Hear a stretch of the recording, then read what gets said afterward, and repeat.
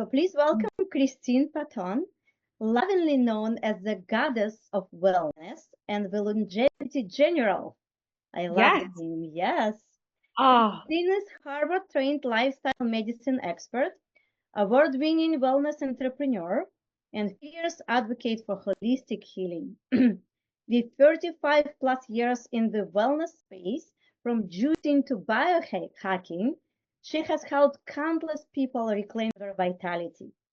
And today, Christine will share how she rewrote her own health story and how you can too, because real wellness is not just surviving, it is thriving. Welcome, Christine, to Ascend Your Path. oh, thank you so much for having me here. Thank you from everybody globally that is tuning in. I'm here to speak from my heart. I care so much as it's exciting to speak. I care about making change, and I'm not afraid anymore to speak my mind. And I am on a mission to disrupt an industry that has been lying to you, to me, and to everyone else and making us sicker than ever before. And since I was known as the Juice Girl, I've been the Juice Girl for a decade. I have squeezed and made detox juices for thousands and thousands of people. It was an honor. It was a dream come true. Talk about law of attraction. I started that business on a napkin at a job that I was getting ready to be fired at because they had to, offset some of the costs. And I thought I was the best employee because I did everything I could. And this job was coming to an end. And I just bought a house. And I would just write, I have a juice bar at the shore. And that happened. It happened through hard work. And by having a juice bar, and my juices got into Whole Foods, and I had young kids work for me, speaking about what Jay said about the youth and sports, I had a lot of athletes work for me, and I really tried to instill such positivity in these kids and to eat right and juices. But within that time of running a juice bar, I've seen such a decline in our food supply and such a rise in chronic illness and childhood obesity and chemicals. And I'm at a point that it's going to take more than a cup of juice to withstand everything that I've been through and everything that you've been through. I mean, aren't we just sick and tired of watching everyone else get sick and tired? I go to 6 a.m. cold plunges and I go through a parking lot. On the way out, if people are coming in before work, I see people just hunched over in their carts. And I'm just at a place that we need to come together and expect more from our country, because to go into the healthcare industry, you're giving your health to somebody else. And I don't mean to speak angry about this, I'm just mad. As the medical POA to both my parents, I had a front row seat to the healthcare industry. And my mom went through not 3 hospitals, but 4 hospitals. I closed my juice bar to take that journey with her. And I watched 3 of her organs fail within that time. 25 different doctors, nurses, some superheroes, some awful. And that didn't have to happen. This is not supposed to be a sad speech whatsoever. I'm speaking from my heart. But that did not have to happen. That was a cosmetic surgery that went into septic shock. And I could not believe, now that I got so schooled in this industry, I've had nurses train me on this because I had to be in ER with my mom. This all could have been preventable. And then my grandparents, I watched how they suffered. And then my father was the juice dad. My father thrived. He never took an aspirin. My last movie that my dad did was with Bradley Cooper. Bradley Cooper directed my father in a movie that I drove him to in New York. And when he had to do these movies, and I'm just going to be transparent, he had to get all the shots and the boosters, and my dad didn't tell me. And that is his choice. But I was very concerned at his age to put all these things in his body that if he never took an aspirin, how will this handle it? And then they gave him a double flu shot within a short period of time. And then my dad collapsed, and we took him to the ER, and they released him. And of course, I went nuts because now that I'm so schooled in this and I'm the medical POA, I'm seeing all of his blood work. I'm like, this is this is problematic. How could they release him? And I didn't know that I could really fight against them, but my dad was like, please take me home. I did. I'm like, do you want me to stay here? And I didn't want to take my dad's dignity away. This was a guy that after losing his wife, his sweetheart, he still found resiliency. So I let him have his wishes. I brought him a cup of juice the next morning. My dad was dead on the floor. That was in 1 year. So that's 2 eulogies, 2 funerals. And my body started to break down. As a juice girl, you can only do so much. When I went to the medical professionals, they told me every single thing my body would no longer do.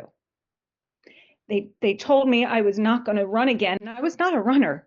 I just wanted to walk down the steps. I'm not that old. I cannot believe I'm crying. This is how mad this gets me. There'll be a silver lining, I promise, if everybody's still tuning in. But when you're told you cannot do something ever again, why would you ever want to live? I was told I would never swim again. I would only swim with a snorkel. I was told when I went in to get some brain work because I had brain fog. I didn't know I was going through perimenopause.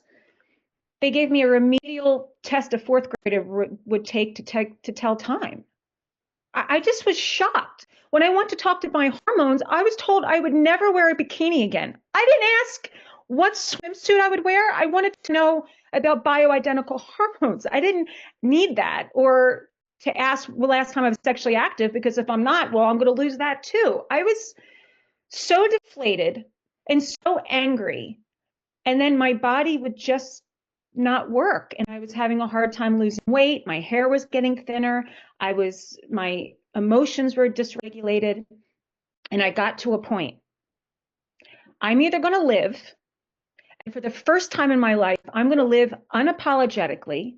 I'm going to find a new way and live the way I want to live, not by being told everything I can't do or have a double knee surgery or take all this my house is filled with medicines I don't take, but they were given to me as needed. Or I was just going to not live. So I decided I was going to think, if I wasn't going to live, how would I do that? And this is not to make anybody feel bad, but I think there's a moment in everyone's life or your children's life or your spouse's life where you think, is this worth it? Because it's becoming crazier and crazier. And the fact that we've been separated, half the people align with one person, half the person aligns with somebody. We're so disconnected. And if we don't come back to connection, that is going to be problematic. So I gave it some thought and I thought, well, the scariest thing would be Alcatraz. Something must have triggered me as a kid. I think I saw something on TV about Alcatraz, and I grew up with a lot of fears, afraid of heights, and I was afraid of the water. And I thought, oh my gosh, I hope no one puts me in prison, because if they put me there, there's no way I could escape, because I can't swim, or I'm not a swimmer, and I'm afraid of the water, I'm afraid of the dark, and all that kind of stuff. So something decided in me that if I was going to die, I would just go to Alcatraz because I'd die instantly. But I decided, does anybody ever swim that? Is that possible? And I looked it up on YouTube, and there's a race once a year called Shark Fest. As the least likely person who was not an athlete at the time, I decided I would train for it. I didn't say I would do it. I would train for it because I couldn't imagine watching these people that I put on some pedestal that were better than me, that could be in those waters without a cage, and they can do all that. I found them to be superheroes. So I watched every single race, and then I was out of races. So I bought a bathing suit and I started swimming with the senior citizens at my gym. And I tried to train myself. And then little by little, people were like, well, you should try and swim in the lake. And every part of my journey was problematic. I signed up to be in the tri relay, and I told I had two younger guys as my partners. I'm like, I'm not an athlete. I'm not a swimmer. I'm not really swimming Alcatraz. I'm just trying to see if I can push myself, because you need something when you have nothing. I don't have my parents anymore. My health was really compromised. Everybody told me what I wasn't going to do. So I needed something. I needed a fire in me. So I said, okay, I'll do this race. And I almost drowned. And that is the God's honest truth. I'm embarrassed to say it. I didn't know how to regulate my breath. and I was swimming against seasoned female athletes that were in it to win it, that had sponsorship. And I had a V-neck bathing suit that held nothing in. I had an aqua sock that came off, but because I couldn't regulate my heart and my breath, I went under the water. And in that moment, I thought, oh my God, I can't breathe. And in that moment, I also thought, I'm so sick and tired of people saving me and giving up when I know there's more in me. And the guy came on the jet ski ready to pull me out of the water, because I'm also realizing that if I drown on his watch, that's going to be an insurance problem. So he went to pull me up, and I just put my thumb out of the water, and all I thought of is my mother's last breath and me having to take her last breath because she was on life support, and they kept on pushing me to take her off of it, and I wouldn't do it until she was ready and we were ready. But I thought, it's all heart from here. And we all have a heart, and my doctor Shin tells me that as long as your heart's still beating and you're still breathing, you have life left in you. So somehow I said, if I can't do it with my arms, I'm just going to do it with my heart. And somehow I caught up to the last person in the water, and they made me do the circuit 5 more times. And I don't even like fish in the lake, but I found that there was more in me than everyone else said that I had. And then I took that to swimming an ocean race. And when my parents were alive, we had a beach house, and I used to look over the deck and watch these athletes and these lifeguards swim in that open water. And I thought, there's no way I could ever do it. Well, there I was, getting ready to swim in that open water. I signed up for a race, and I went to sign up for a lesson before the race.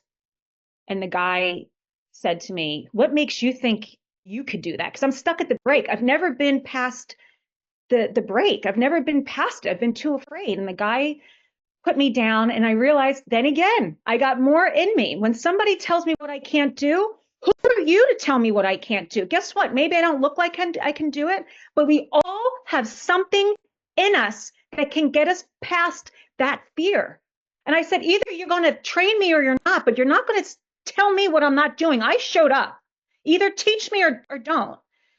And then he did. And that was the first moment I had to swim out in open water to the buoy. I thought all the sharks would get me, and they didn't, thank God. But in 2 days, I had to swim past the break and past the buoy for a mile out in the open ocean with the lifeguards. And long story short, I popped my head up and there was nobody around me. And I thought, oh my God. But what I learned is to not panic in those situations. You surrender. I just had to flirt with the fear and get comfortable with it. And that's what I did. I was able to regulate my nervous system, and I finished that race. And I ran out of the gate, being told I couldn't run, being told I can't swim without a snorkel. And the next big thing was Alcatraz. Not to tell you the whole story, but I went to Alcatraz and I panicked again because it was my first time getting it. When you set a goal, like I signed up for Shark Fest. They try to talk me out of it. I signed up for it. I signed up for a training with Pedro that has done it 100 times. And he's from Chile. And he was going to train me and some people to get comfortable in the water. Well, he was sick and he couldn't show up. And the woman that did said, just be careful with boat traffic. Don't get your hand cut. Watch for the cruise ship. I'm like, well, also watched a video where a sea lion bit somebody underneath the water where I have to train. And it was also at 6:30, which is feeding time. I don't know how I did that. I did panic in the water. And then the connection of people came over to me and said, are you okay? I said, well, I'm not going to drown this time, but I'm freaking out. I learned how to regulate. I did it again. The key is to never give up when the fear gets there. But in a day, I got to swim Alcatraz, and I'm staring at the thing I was so afraid of. Was the thing that I wanted to take my life, was the thing I wanted to give my life back. And like anything in life, and I'm sure you can all agree, nothing goes as planned. One of my besties decided she would be the rescue kayak on this trip. And she had no reason being the rescue kayak or a shark sighter. That was the shirt that she wore, because she has no experience. And I said, this is deep water, Cal. You can't, these are swells. You got to pay attention. This is not this is not a pool. So I'm on the boat, petrified, trembling, like all I have is faith at this point. I've trained, my body's ready. Am I mentally ready? This is me going into shark infested cold water. I'm not, I mean, I'm an athlete, I guess, but I've never done this. And I have to get past the swells and past this one. If I don't make the timing correct, that takes me to the Golden Gate Bridge. And also somebody dies on this race every year. And I'm trying to think, let's make sure it's not me. When I got ready to get for the jump, my friend capsized. And instead of me being number, whatever number in the row, I had to be like number 3 in the water. And I had to tread water for 15 minutes, staring at Alcatraz while everyone had to get regulated and get in line for the race. And then I got to swim. And I will tell you, again, you get comfortable in the uncomfortable. It wasn't a body workout, it was a mind workout. And before, I would have never been able to do it because I didn't have a strong enough mind. But when you go through hard things, you learn how to regulate. And I swam that race as if it was the easiest thing. I don't know how it happened. But what happens is you go through these journeys in life, and then stuff happens again. You don't just do these big races, like monumental things, and life is great. My body broke down again. And that's when I said, and I hope everybody listens to this, you have to be your own health advocate. That is where the goddess of wellness came to be. I realized I loved being a juice person. I love being the juice girl, but it's going to take so much more than juice. And I said to myself, if I'm going to live now, I'm going to really live, but I can't live the way that we're set up to live. I've lost too many people. I've lost my parents. I've lost neighbors. I'm losing friends younger than me. It's enough. And if we don't put our systems in place right now, we're not going to live well. And we're going to live behind a closed door in a room with maybe a roommate, being woken up every 2 hours by someone coming in, just testing your heart and checking your blood. No, we want to live wild and free. We don't want to work so hard, retire, and not be able to walk and see that vacation. So I put this in God's hands. I always have a Bible near me. I do. I surrendered and I said, I want to find a way that we can all live better. So I went into biohacking with Dave Asprey, and I really learned about hot and cold therapy. And I went to Dr. Shin on my knees. And not only am I walking down steps, I am climbing mountains. I'm doing splits on paddle boards. I am able to do yoga and do the things my body could not do. And I've seen people get these knee surgeries and go and get these shots, and I see them not really thriving. But the key to it is I started to talk to my cells, and I talked to my knees instead of hating my knees like I did in yoga because I couldn't do things. I didn't realize going through menopause and hormonal changes can cause this unbelievable inflammation in your body. But nobody tells you, hey, you have inflammation. Here are some alternative ways. No, they tell you, here's the medicine, here's the operation. Let's cut and let's be drug dealers. They don't tell you what to do. And I walk around life seeing so many people in pain. So I found a way out of that. And then I got into natural integrative health. So I don't know if you could see that this is one of the pieces of equipment I use with Dr. Jerry Tennant. I've learned how to help regulate my nervous system, my parasympathetic and parasympathetic system. I'm also working with polarity. This is red light therapy. I have that on my body as we're speaking, or as I'm speaking.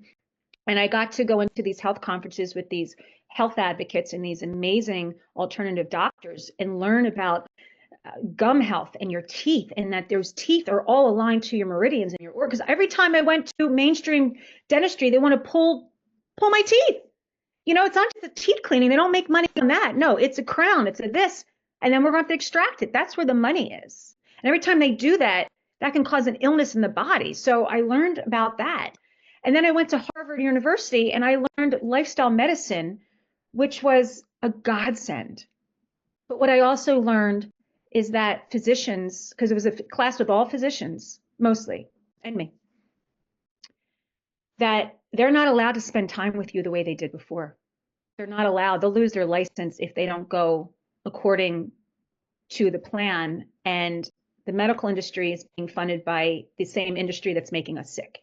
I always knew that, but I got to know that because I was in the class and I got to see who published all the research, and there's Pfizer and there's this. And I didn't go off on the class, but I said, we were talking about blue zones. I'm like, it'd be so great if we lived near a blue zone in the United States. There's one outside, there's one in California, Lodolito. It's a soft one, but most of these blue zones where people live and thrive, they have a great food supply. They have great soil. They have great connections. They have everything that the United States is losing. So I pushed back and I said, you know, you want to talk about a great plate and what should be on our health plate, but if our food system is compromised and there's so many allergies, when I ran a juice bar, every single year I saw a decline in our food supply. And I saw a rise with the kids that had allergies. Half my kids that came in as customers loved nuts, loved the peanut butter. The other half, they need an EpiPen. They're highly allergic.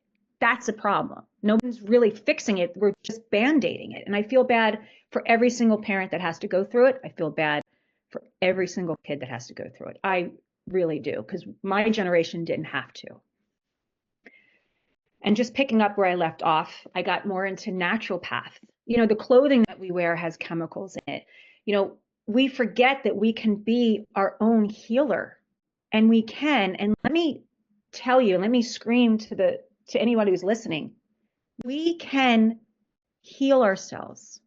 I went from a broken down woman not wanting to live only a couple years ago to doing the thing that scared me the most, to then being able to lose the weight that I was told I could never lose, to wake up and do these amazing mornings where there's dance parties and I go into cold plunges and I have great conversations with people at 6 a.m.